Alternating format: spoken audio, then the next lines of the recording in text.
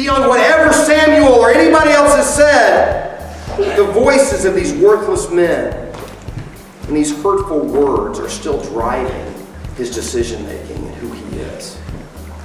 He is the king of Israel, but he's the smallest guy in the room in his own eyes, according to Samuel. Saul was the most successful king Israel had ever had. He was the only king Israel had ever had. But he's still a young man hiding in the baggage. The cries of victory on the battlefield will never be louder than the voices of those worthless men. And after killing thousands of enemies, Saul could not defeat the emotions in his own heart.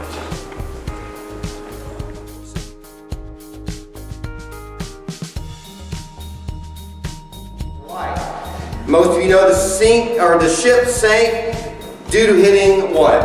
An iceberg. Now, the dangers of an iceberg in cold waters of the Atlantic Ocean are not based on what you can see, but what is beneath the surface of the water. The Titanic sank because of damage below the surface and not what they could see. Now, there are spiritual and emotional icebergs that you and I face on a regular basis. These are dangers to our faith, our relationships, our ability to love God and love others. While we often treat the symptoms of these icebergs, we often fail to identify the problems beneath the surface. The real danger is to address not only what we can see, but we ignore the deeper issues that go untreated. For example, many of us in this room have a problem of fully trusting God with our life and decisions. Now, this is a spiritual problem that is most likely connected to fear, disappointment, failed expectations over the years. So we pray more, we give more, we attend more, we serve more, but we often avoid the emotions that cause our spiritual immaturity. Now, the theme of this series, if you're here for the first time or not a part of our life groups, the theme of this series is based on the teaching of Pastor Peter Scazzaro out of New York, and we're going to put the main phrase up on the screen, and we're just going to say it together today. I think we've got it. There we go. Say it with me. 1, 2, 3. It's impossible to be spiritually mature while remaining emotionally immature. It's impossible to be spiritually mature and being emotionally immature. What is interesting about the Titanic is that some experts believe that the ship would not have sank if it had not tried to avoid the iceberg. Let me say that again. They believe that it wouldn't have sank the way it had if it had not tried to avoid it. The way the ship was engineered, it probably would have taken a direct hit. But when it tried to evade the iceberg, it hit beneath the surface in such a way that it made the damage worse. And guys, the same is true for you and I. When we avoid the symptoms of emotional immaturity in our lives, the spiritual sickness only gets worse. Our failure to recognize the symptoms and understand this immaturity brings greater pain and confusion to our lives, and it's clear and evident in the life of King Saul in 1 Samuel chapter 15. If you want to go there right now, I'm going to be setting the story up, and then we'll be reading from that chapter in just a few moments. But let me talk a little bit about the life of Saul as we begin today. When God's people came out of Egypt, they passed through the wilderness. The Amalekites attacked them, and we find that in Exodus chapter 17. Now remember, the people of Israel, when they came out of Egypt, there was a generational slavery that had gone on. They didn't walk out of Egypt equipped with arms, ready to fight battles. That was not their nature. They had been slaves for several generations. They were alone and defenseless in the wilderness, and the Amalekites showed no mercy or compassion. God rescued the Israelites, but He never forgot the brutality of the Amalekites. So generations later, Saul is anointed as the first king of Israel, and God calls him to defeat and completely destroy the people and all their possessions in 1 Samuel 15, verse 3. Now, while God's instructions are clear, Saul chose to capture Agag, the king of the Amalekites, the best of their sheep and oxen. And verse 9 makes it very clear that this was done by the word of Saul. Not on anyone else, but by the word of the king, this was made to happen. Now Samuel, if you're kind of new to the Bible, Samuel is God's prophet during this time. Meaning that God often called him to deliver his word to God's people. And when Samuel learned that what Saul had done, he cries out to God. And God calls him to deliver a message to King Saul. And even before we get to the confrontation between Samuel and Saul, listen to 1 Samuel 15, verses 10 through 12. It says, "The word of the Lord came to Samuel. I regret that I have made Saul king, for he has turned back from following me and has not performed my commandments." And Samuel was angry, and he cried to the Lord all night. And Samuel rose early to meet Saul in the morning. And it was told Samuel, Saul came to Carmel, and behold, he set up a monument for himself, and turned and passed on and went down to Gilgal. Now guys, notice the following just in that verse of Scripture. Especially in light of this filter of emotions that we're putting on the text today. First of all, I want you to notice the word regret in the Scripture. I've mentioned before that our emotions are created in the image of God. Just about every emotion that you and I can feel was created by God and is expressed by God. The difference, however, is that God's emotions are not complicated by sin. I've mentioned that in this space before. That the difference between how God communicates and deals with his emotions is far different from you and I, because we are complicated by sin. That means that God expresses love, anger, jealousy, joy, and even regret. God's regret is not due to sin or mistakes, but he laments over the consequences of his actions, even if they were best for his children at the time. His selection of Saul as king was the best opportunity for Israel to follow God, and now he is in sorrow over the disobedience of Saul and the impact on God's people. Also, I want you to notice in this passage Samuel's anger. Unlike Saul, Samuel's emotions drive him to the heart of God. And that's where we want to go as a people. We want to say, God, I want to feel what you're calling me to feel, but let me be drawn into your arms. We see Samuel, unlike Saul that we're going to look at in a moment, Samuel in his anger, he cries out to the Lord all night. God's clear revelation is experienced through Samuel's emotions. Samuel understands the heart of God through his own pain and his anger. And then Saul's disobedience is connected to his emotional immaturity. We're going to be talking about that the rest of the day today. Notice that verse 11 identifies the core of Saul's problems. He has been disobedient, but that's just the tip of the iceberg.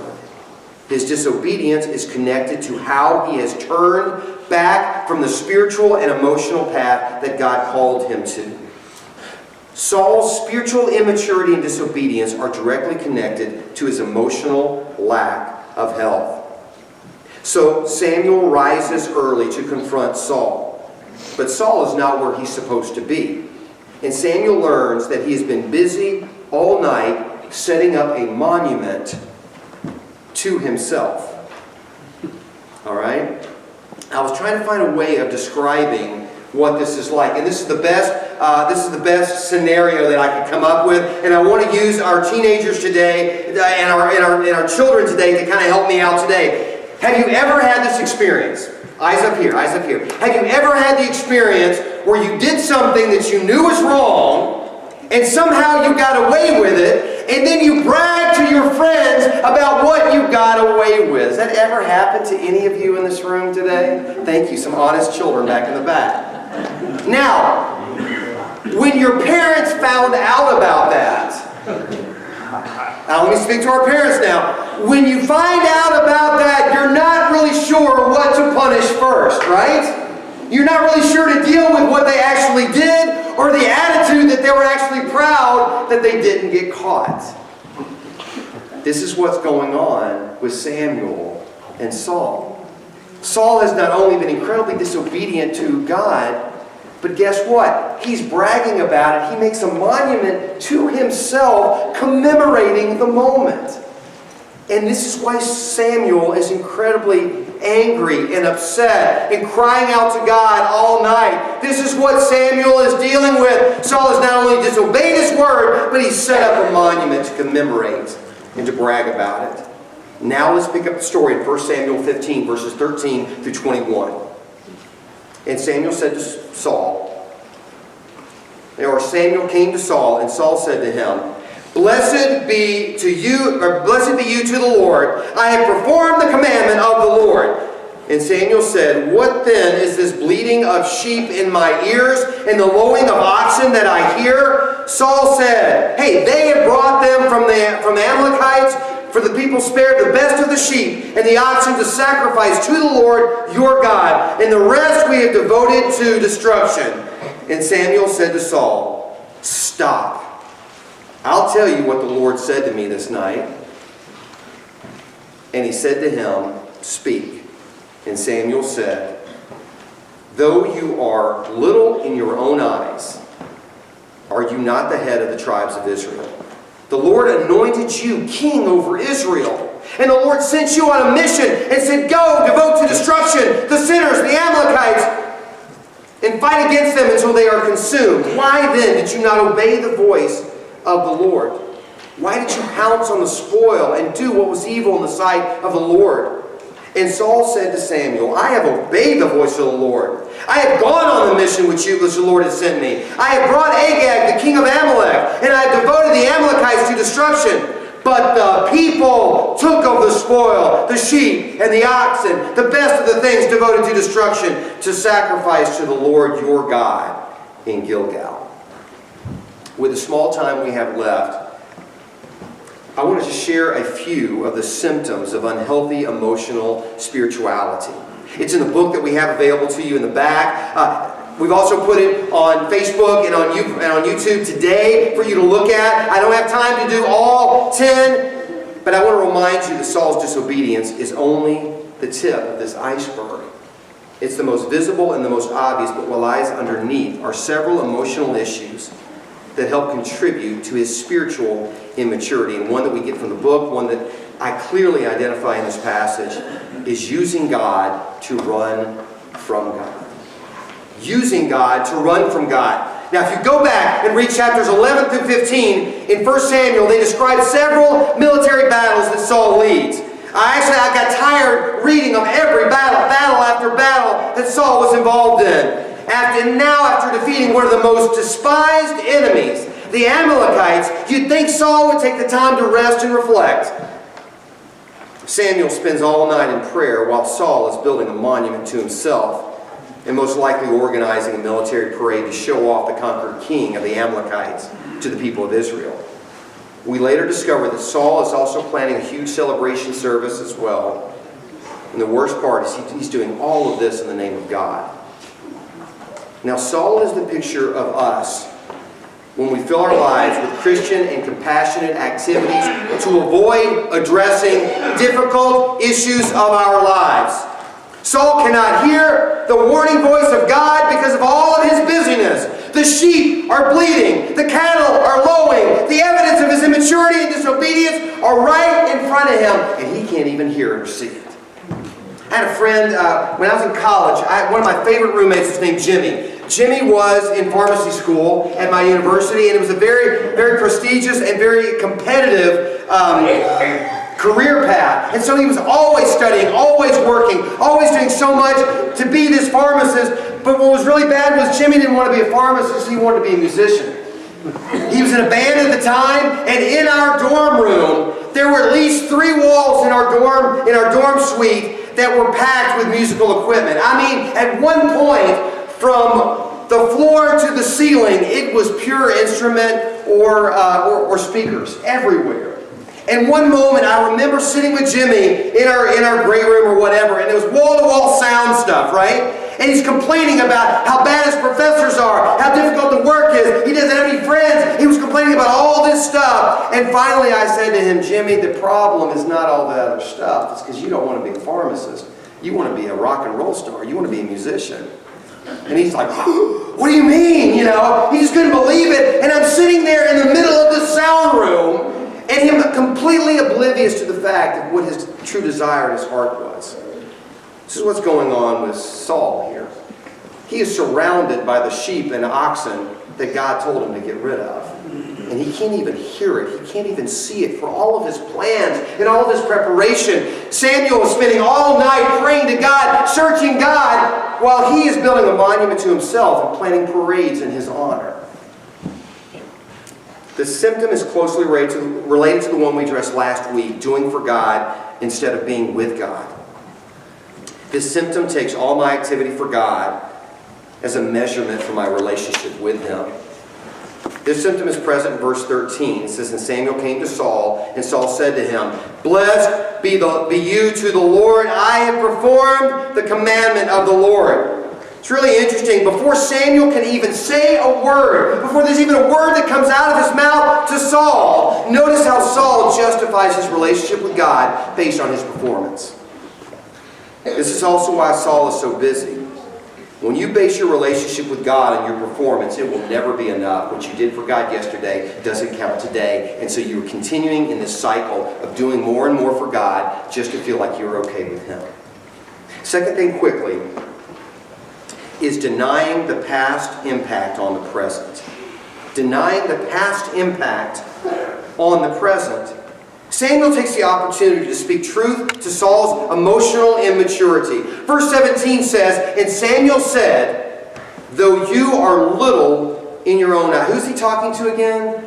He's talking to Saul. Who is Saul? He's the king of all of Israel. And he says to him, "Though you are little in your own eyes, are you not the head of the tribes of Israel? The Lord anointed you king over Israel." Notice how Samuel identifies how Saul's disobedience, his spiritual immaturity, is connected to his emotional past. Even though he's been anointed as king over Israel, he is still small, insignificant, and he's worthless in his own eyes. Now 1 Samuel chapter 10, I want you to go there because I'm going to read just a few passages of that before we go today. 1 Samuel chapter 10 gives us further evidence of how Saul views himself based on his family and his past. Let me set the scene up for you before we read the passage. All of Israel has cried out for a king. And God says, okay, finally I will do that. And so he calls Samuel, and Samuel calls a huge gathering of everyone in Israel for the big announcement. And so thousands of people have come to Samuel to see who he's going to select as the very first king of Israel. And like the show The Voice or others, Samuel selects, Israel is texting, I want this guy, and they begin to weed them down, tribe after tribe, clan after clan, family after family, until there was one left. And he named Saul as king. But when his name is called, Saul is nowhere to be found. Listen to the rest of the story in 1 Samuel chapter 10, verses 22 through 27. You with me today? So they inquired again of the Lord, "Is there a man still to come?" And the Lord said, "Behold, he has hidden himself among the baggage." And they ran and took him from there. And when he stood among the people, he was taller than any of the people from his shoulders upward. And Samuel said to all the people, "Do you see him whom the Lord has chosen? There is none like him among all the people." And all the people shouted, "Long live the king!" Then Samuel told the people the rights and duties of the kingship, and he wrote them in a book and laid it up before the Lord. Then Samuel sent all the people away, each one to his home. Saul also went to his home in Gibeah, and with him went men of valor whose hearts God had touched. Listen to this last scripture. But some worthless fellows said, "How can this man save us?" They despised him. They brought him no present, but he held his peace. Even though Saul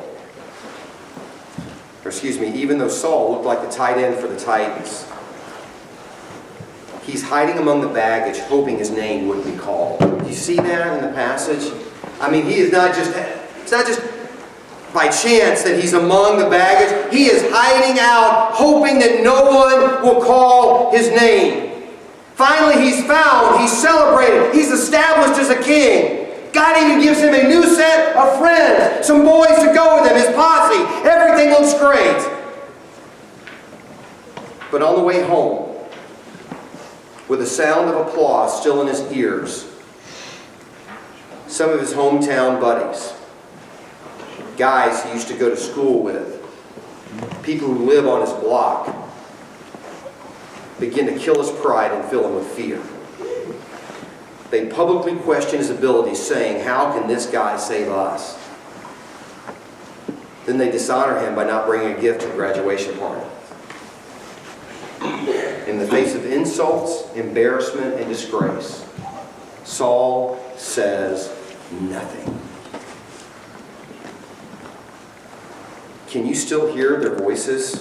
The voices of these worthless men in the middle of Saul's present disobedience? Let's go back now to 1 Samuel 15. In the middle of his disobedience, can you see that even these voices and all this stuff from his past and his family is still driving his heart and his life? Beyond whatever Samuel or anybody else has said, the voices of these worthless men and these hurtful words are still driving his decision-making and who he is. He is the king of Israel, but he's the smallest guy in the room in his own eyes, according to Samuel. Saul was the most successful king Israel had ever had. He was the only king Israel had ever had. But he's still a young man hiding in the baggage. The cries of victory on the battlefield will never be louder than the voices of those worthless men. And after killing thousands of enemies, Saul could not defeat the emotions in his own heart. So he disobeys God in order to show off to the enemy king. Instead of finding satisfaction and giving glory to God, he makes a monument to himself. Saul then tries to convince Samuel and himself that he did the right thing all along, that he's just misunderstanding his motives. And then when that doesn't work, Saul blames others for his own sin and his own emotional immaturity.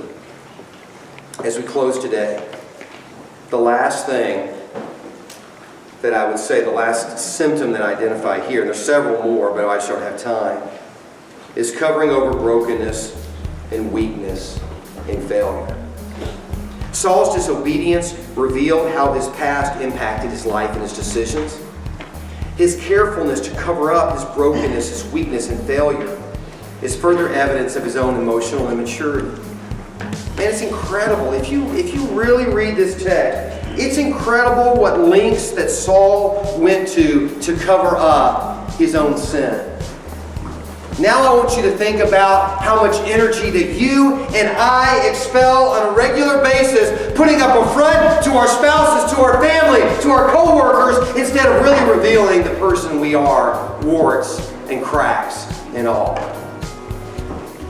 How much better would our lives be if we spent our time trying to obey the voice of the Lord rather than put up some front for other people around us?